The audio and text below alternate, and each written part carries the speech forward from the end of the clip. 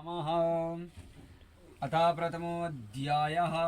द्वापर समाप्त होता है और कलयुग का प्रारंभ होता है। वैसे ही नेमिसार तीर्थ में शौनकादि ऋषि होते हैं। शौनकादि ऋषि से श्री सूत जी पूछते हैं कि हे श्रेष्ठ मुनि, कलयुग में मनुष्य का कल्याण किस प्रकार होगा। शास्त्रों के ज्ञाता श्री सूत जी से शौनकादि ऋषि जब पूछते हैं, शौनकादि ऋषि जब श्री सूत जी से कहते हैं कि हे श्री सूत जी, आपने जगत कल्याण के लिए बहुत अच्छा प्रश्न किया है। आपके प्रश्न से मैं प्रसन्न होकर वह कथा का वर्णन करता हूँ जिससे कलयुग में मनुष्य का कल्याण होगा, सुख समृद्धि का भोग होगा और आनंदमय जीवन व्यतीत करता हुआ अंत में मनुष्य मोक्ष को प्राप्त करेगा।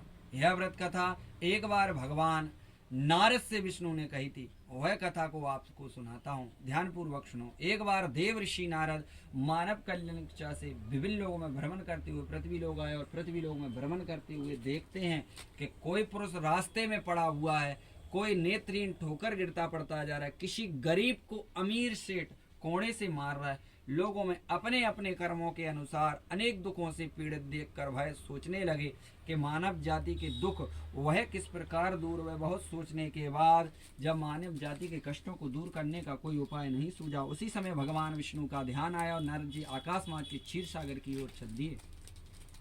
उसी समय भगवान विष्णु भी किसी गहरी चिंता में मगन थे, लेकिन देव ऋषि नारद की संगीत को सुनकर अपनी चिंता भूल गए और पास में बैठी लक्ष्मी से बोले कि हे प्रिय, मुझे संगीत से नारद का आने का अभ्यास हो रहा है। तभी लक्ष्मी कुछ बोल पाती। नारद जी उनके सामने उपस्थित हुए।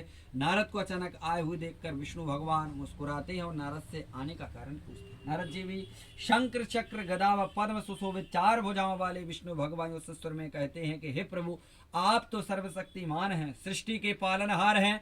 मनुष्य का मन और वाणी आपके गुणों का वर्णन नहीं कर सकती, ना ही मध्य ना ही अद्य, अतः आप सृष्टि के कड़कड़ में विद्यमान हैं। हे भगवान, मैं आपको नमस्कार करता हूँ। देव ऋषि नारद की ऐसी बात सुनकर विष्णु भगवान मुस्कुराए और आने का कारण पूछा।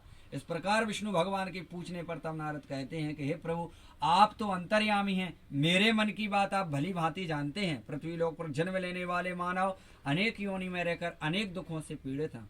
प्रभु, मुझ पर उपकार करते हुए कोई ऐसा उत्तम व्रत उपाय बताएं जिससे वह मनुष्य का कल्याण हो सके, सुख समृद्धि के साथ जीवन व्यतीत करता हुआ अंत में मोक्ष को प्राप्त कर सके। इस पर सभी प्राणियों को सुख देने वाले, आनंद देने वाले भगवान विष्णु नारद से जब कहने लगे, तब नारद की बात यह सुनकर भगवान विष्णु नारद कहते हैं कि हे प्रभु, आप जगत कल्याण के लिए कोई उपाय बताइए। इस प्रकार विष्णु भगवान के पूछने पर तब नारद कहते हैं कि हे प्रभु नारद, आपने जगत कल्याण जगत हित के लिए बहुत अच्छा प्रश्न किया। आपके प्रश्न से व आपसे मैं प्रसन्न होकर वह कथा का वर्णन कर रहा हूँ जिसके करने से कलयुग में मनुष्य का कल्याण होगा। कल्याण के साथ उसकी सारी निर्धनता समाप्त होगी, संसार के सभी सुखों को भोग कर अंत में मनुष्य मोक्ष को प्राप्त करेगा। इस पर सभी प्राणियों को सुख देने वाले, आनंद देने वाले भगवान विष्णु तब नारद से कहने लगे कि हे नारद, यह व्रत कथा पूर्णिमा और संक्रांत के दिन सायंकाल के समय इस कथा का विशेष महत्व है। वैसे किसी भी दिन, किसी भी समय कोई भी मनुष्य भगवान सत्यनारायण की पूजा, उपासना और उनका नाम का स्मरण करेगा तो कलयुग में उसका कल्याण होगा, निर्धनता समाप्त होगी, संसार के सभी सुखों को भोग कर अंत में मनुष्य मोक्ष प्राप्त करेगा। कलयुग में मनुष्य मोक्ष मात्र के लिए भगवान सत्यनारायण का नाम और व्रत कथा सरल व उत्तम उपाय है। इस प्रकार से भगवान स्वयं सत्यनारायण नामक व्रत कथा के विषय में नारद से कहते हैं। इसी प्रकार से प्रथम अध्याय समाप्त। बोलिए सत्यदेव भगवान की जय। अतः द्वितीय अध्याय में आपको नहीं रखना है। द्वितीय अध्याय में श्री सूत जी कहते हैं कि हे श्रेष्ठ मुनियों, यह व्रत कथा सबसे पहले किसने धारण की थी, यह व्रत कथा कब की थी।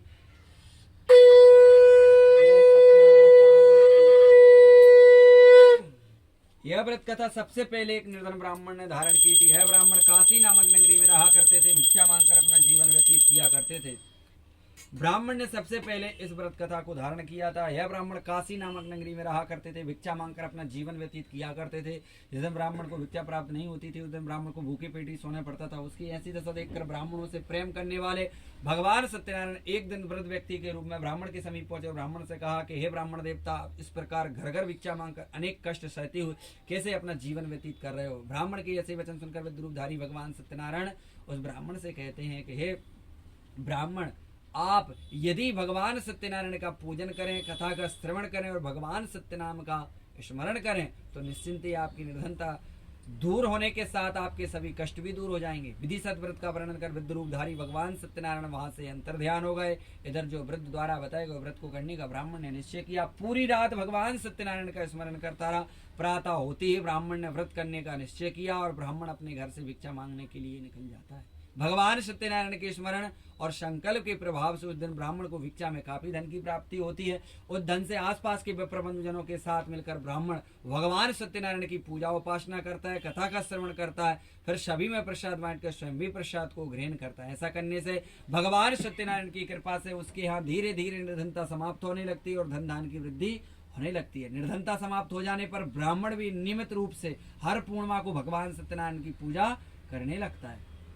ब्राह्मण ने जब अगले माह की पूर्णिमा को भगवान सत्यनारायण की पूजा रखी तो उस पूजा में बहुत से लोग सम्मिलित हुए। उसी समय एक वृद्ध लकड़हारा वहां से गुजर रहा था।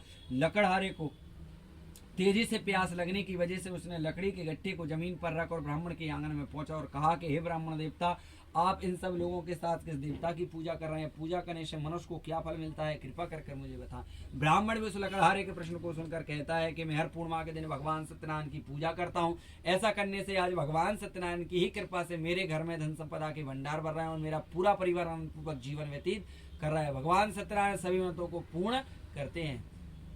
ऐसे भगवान सत्यनारायण नामक व्रत के विषय में जानकर वह लकड़हारा काफी प्रसन्न हुआ और ब्राह्मण से कहा कि हे ब्राह्मण देवता, ऐसा व्रत है तो मैं भी करना चाहता हूँ, कृपा कर मुझको इसकी विधि सहित वर्णन करे। तब ब्राह्मण ने सब लोगों में प्रसाद बांटकर स्वयं भी प्रसाद को ग्रहण किया और विधि सहित उस लकड़हारे को भगवान सत्यनारायण व्रत कथा के बारे में बताया। प्रसाद पाकर व्रत के बारे में जानकर वह लकड़हारा काफी प्रसन्न हुआ और प्रसन्न होकर वहां से अपने लकड़ियों के बेचने के लिए चल देता है और मन में विचार करता है कि भगवान सत्यनारायण की कृपा से यदि आज मेरी लकड़ी पहले से अधिक दाम में बिकी तो अवश्य मैं भी भगवान सत्यनारायण का पूजन उपास करूंगा। यह कहकर मन में विचार कर वहां से चल देता है। भगवान सत्यनारायण के प्रसाद और उसके स्मरण के प्रभाव से उस दिन लकड़हारे की लकड़ी पहले से अधिक दाम में बिक जाती है। तो उन रुपयों से केले की फली, घी, दही, दूध, शक्कर, आटा आदि सामग्री खरीद कर वह लकड़हारा अपने घर पहुंचता है। घर पहुंचकर आसपास के प्रबंधजनों के साथ व परिवार के लोगों के साथ मिलकर वह लकड़हारा भगवान सत्यनारायण की पूजा करता है। पूजा के पश्चात सभी में प्रसाद बांटकर स्वयं भी प्रसाद को ग्रहण करता है। उसकी विधि पूर्वक व्रत और पूजा और प्रसाद से भगवान सत्यनारायण प्रसन्न हो गए। उसके यहाँ धीरे धीरे धन धान की वृद्धि होने लगी। धीरे धीरे उसकी सारी निर्धनता समाप्त हो जाती है।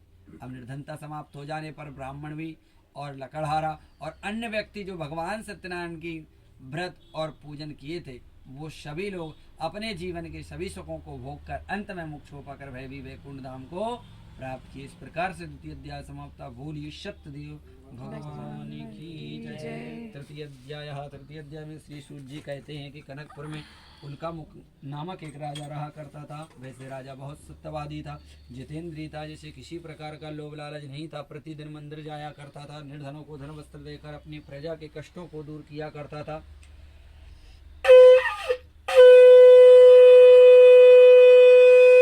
उसी राजा की पत्नी का नाम सुभद्रा था। बहुत ही सुशील स्वभाव स्त्री थी। दोनों ही हरमाए भगवान सत्यनारायण की पूजा किया करते थे। ऐसा करने से भगवान सत्यनारायण की कृपा से उनके राजमहल में धन संपदा के भंडार भर रहे थे। पूरी प्रजा उनकी छत्र छायामान पूर्वक जीवन व्यतीत कर रही थी। भगवान सत्यनारायण की कृपा से उन्हें सभी तरह से सुख की प्राप्ति थी। एक बार राजा और रानी और बहुत से अन्य प्रबंधजनों के साथ राजा भद्रशिला नामक नदी के तट पर भगवान सत्यनारायण की पूजा कर रहे थे। तभी नदी के तट पर एक बड़ी नौका आकर रुकी हुई थी। उस नौका में धनी व्यापारी यात्रा कर रहा था। वह काफी सारा धन कमाकर अपने नगर को लौट रहा था। लेकिन राजा को नदी के तट पर पूजा करते देख राजा के समीप एक व्यापारी पहुंचता है। नौका में काफी सामान भरा हुआ था, लेकिन सामान को वहीं छोड़कर नौका से उतरकर राजा के समीप पहुंचा और हाथ जोड़कर प्रश्न किया कि हे महाराज, आप इन सब लोगों के साथ किस देवता की पूजा कर रहे हैं? यह पूजा करने से मनुष्य को क्या फल मिलता है? कृपा कर मुझे बताएं। राजा कई सारे व्यापारी राजा से कई सारे प्रश्न करता है। कथा के पश्चात सभी में प्रसाद बांटकर स्वयं भी प्रसाद को ग्रहण करता है और उस व्यापारी को भगवान सत्यनारायण का राजा प्रसाद देता है और विधि सहित वह कई सारे जो प्रश्न किए थे उनके बारे में वह बताता है कि भगवान सत्यनारायण का व्रत और पूजन करने से मनुष्य सभी चिंताओं से दूर होता है, घर में धन धान के भंडार भरे रहते हैं, जन्म जन्मांतर के चक्रव्यूह से छूट जाता है। भगवान सत्यनारायण की ही कृपा से आज हमें संतान की भी प्राप्ति हुई है। भगवान सभी व्रतों को पूर्ण करने वाले हैं। ऐसे भगवान सत्यनारायण नामक व्रत के विषय में जानकर वह व्यापारी काफी प्रसन्न होता है और मन में विचार करता है कि भगवान सत्यनारायण की कृपा से मैं भी निसंतान हूँ। यदि भगवान सत्यदेव की कृपा हम पर हुई और हम भी प्रसाद को ग्रहण की और संतान की प्राप्ति हुई तो बस हम भी भगवान सत्यदेव का पूजन किया करेंगे। ऐसा मन में भाव विचार कर वहां से चल देता है। भगवान सत्यनारायण और प्रसाद के प्रभाव से कुछ ही समयों के बाद लीलावती गर्भवती होती है और उसके यहाँ एक सुशील पुत्री का जन्म होता है। लीलावती अपनी पुत्री के जन्म पर काफी खुशियां मनाती है, लेकिन वह भगवान सत्यनारायण का पूजन नहीं करती है। काफी खुशियां मनाती हैं लेकिन भगवान सत्यनारायण का पूजन नहीं करती और अपने पति को याद दिलाती है कि स्वामी जी, आपकी पुत्री के जन्म पर आपने जो भगवान सत्यनारायण का व्रत करने का निश्चय किया था वो पूर्ण करें। बोला अभी तो मैं व्यापार में व्यस्त हूँ, जब मेरी बेटी बड़ी हो जाएगी, इसका विवाह करूँगा, तब मैं भगवान सत्यनारायण का पूजन करूँगा। ऐसा कहकर व्यापारी अपनी पत्नी से कहकर वहां से चला जाता है। व्यापारी की पुत्री भी इस प्रकार से बड़ी होने लगती है जैसे कि शुक्ल पक्ष में चंद्रमा बढ़ता है, सीधी शादी की हो जाती है। एक दिन व्यापारी काफी सारा धन कमाकर अपने नगर को लौट रहा था, लेकिन राजा जब अपनी पुत्री को सहेलियों के साथ खेलते हुए देखता है तो वह उसको विवाह की चिंता होने लगती है। इस संबंध में अपनी पत्नी से बातचीत कर रहा था। भगवान सत्यनारायण की कृपा से व्यापारी की पत्नी अपनी पति की बात सुनकर चुप रह जाती है। व्यापारी की पुत्री जिस प्रकार से बड़ी हो रही थी, जैसे कि शुक्ल पक्ष में चंद्रमा बढ़ रहा था, उसी प्रकार वह उसकी पुत्री बड़ी हो रही थी। एक दिन व्यापारी काफी सारा धन कमाकर अपने नगर को व्यापारी तब लौट रहा था। लौटते उसने अपनी पुत्री को सहेलियों के साथ खेलते हुए देखता है तो वह उसकी विवाह की चिंता होने लगती है। इस संबंध में अपनी पत्नी से भी बातचीत किया, योगवत ढूंढने के लिए अपने सैनिकों को भेजा। व्यापारी की सैनिक आज्ञा पाकर विभिन्न नगरों में भ्रमण करते हुए काफी सारा धन जो कमा के लाते थे उन नगरों में पहुंचे। वहां जाकर उन्होंने कंचनपुर नामक नगर में जाकर एक अत्यंत सुंदर गुणवान लड़के को देखा। वापस आकर व्यापारी उस लड़के के विषय में बताया। लड़के के विषय में देखकर जानकर व्यापारी काफी प्रसन्न हुआ। उसके साथ अपनी पुत्री का विवाह बड़ी धूमधाम से कर दिया। लीलावती ने फिर अपने पति को याद दिलाई कि स्वामी जी, अब तो आपकी पुत्री का विवाह भी हो गया है, अब आप भगवान सत्यनारायण का पूजन करें। तो लीलावती कहती है कि अभी तो मैं काम में बहुत व्यस्त हूँ, अपने काम में बहुत व्यस्त हूँ। जो आप अपनी पुत्री के ऊपर ढूंढने के लिए गए थे उसी के साथ अपनी पुत्री का विवाह के पश्चात हम सत्यनारायण भगवान का पूजन करेंगे। व्यापारी की पुत्री का विवाह भी हो जाता है। दहेज में बहुत सारा सामान देते हैं, लेकिन भगवान सत्यनारायण का पूजन फिर भी नहीं करता। लीलावती फिर अपने पति को याद दिलाती है कि स्वामी जी, आपकी पुत्री का विवाह हो गया है, अब आप भगवान सत्यनारायण का पूजन करें। बोला अभी तो मैं व्यापार में व्यस्त हूँ, अभी तो अपने दामाद के साथ भी व्यापार के लिए जाऊँगा, व्यापार से लौट कर फिर मैं भगवान सत्यनारायण का पूजन करूँगा। उसके बार बार निश्चय कर व्रत न करने से भगवान सत्यनारायण क्रुद्ध हो गए और व्यापारी उसका दामाद दोनों अपने नगर से कई सारी नावों में सामान भरकर रत्नसापुर नामक नगर के लिए प्रस्थान करते हैं। भगवान सत्यदेव की कृपा से और उनके क्रोध से, भगवान सत्यनारायण की कृपा से और उनके क्रोध से जिस नगर में पहुंचकर व्यापार कर रहे थे उसी नगर के राजा को उस रात चोरी हो जाती। उन चोरों का पीछा राजा के सैनिक कर रहे थे। उन सैनिकों का सैनिक राजा का पीछा कर रहे थे। भागते हुए सैनिकों ने मन में विचार किया कि चोरी का सामान इस नौका में छिपा दें तो खाली आसानी से भाग सकते हैं। जैसा मन में विचार आया, चोरों ने वैसे ही किया। चोरी का सारा सामान उस नौका में छिपा दिया और खाली हाथ आसानी से भाग गए। चोरों का पीछा करते करते व्यापारी की नौका के समीप पहुंचे और नौका में तलाशी की तो चोरी का सारा सामान छिपा हुआ मिल गया। बंदी बनाकर राजा चंद्रकेतु के दरबार में उपस्थित किया। राजा चंद्रकेतु ने तुरंत उन सबको अपने कारोबार में डलवा दिया और उनका सारा धन भी जब्त कर लिया। लीलावती और कलावती कई सारी मुसीबतों से गुजर रही हैं। घर का सारा सामान चुरा कर छोड़ ले गए। खाने के लिए नहीं था। भूख प्यास से व्याकुल होकर व्यापारी की पुत्री अन्न की चिंता से गांव में एक ब्राह्मण के यहाँ पहुंची। भगवान सत्यनारायण की व्रत कथा हो रही थी। बैठकर उसने कथा का श्रवण किया। वापस आकर माँ को सत्यनारायण नामक व्रत कथा के विषय में बताया। तो अगले दिन अपने दामाद और पति की शील लौटने की कामना से दोनों ने भगवान सत्यनारायण का पूजन किया। उसने अपने पति और दामाद की शील लौटने की कामना से भगवान सत्यदेव का पूजन किया था। उसकी विधि पूर्वक व्रत और पूजन से भगवान सत्यनारायण प्रसन्न हो गए। तो राजा चंद्रकेतु को स्वप्न दर्शन देकर कहते हैं कि हे राजन, व्यापारी उसका दामाद सभी निर्दोष है। सुबह ही आप सभी को छोड़ दो अन्यथा अनर्थ हो जाएगा। इतना कहकर भगवान अंतर ध्यान होगा। जब प्रातः होती है तो राज ज्योतिषी को रात के सपने के बारे में राजमंत्री को बताता है। तो राजमंत्री और ज्योतिषी दोनों थे, दोनों को बताया कि मुझे रात में ऐसा सपना आया है। भगवान सत्यनारायण के प्रकोप को राज ज्योतिषी और राजमंत्री दोनों समझ जाते हैं और राजा को सलाह देते हैं कि महाराज अवश्य उन दोनों को छोड़ दो अन्यथा तुम्हारा सब कुछ नष्ट हो जाएगा। इतना कहने से भगवान सत्यनारायण की कृपा से वह राजा समझ जाता है और सभी को छोड़ देता है और उनका धन भी लौटा देता है। इस प्रकार से व्यापारी दमान सेवक सभी खुशी खुशी उस नगर रत्नसापुर नामक नगर से अपने नगर की ओर वहाँ से सामान पाकर खुशी खुशी प्रस्थान करते हैं। बोलिए सत्यदेव भगवान की जय। तृतीय अध्याय समाप्ता। चतुर्थ अध्याय में श्री सूत जी कहते हैं कि व्यापारी और उसके दामाद ने शुभ मुहूर्त में उस नाव से प्रस्थान किया।